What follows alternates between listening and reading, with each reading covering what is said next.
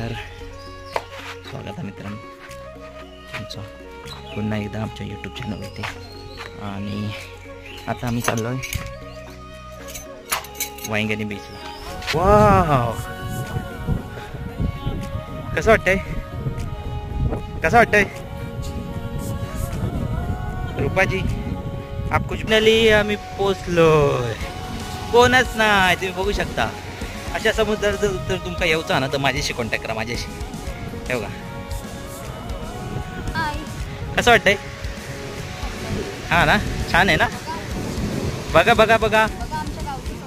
हां, या हिच्या गावचा समुद्र आहे. माझ्या गावी समुद्र नाही आहे. माझ्या गावी व्हाळ.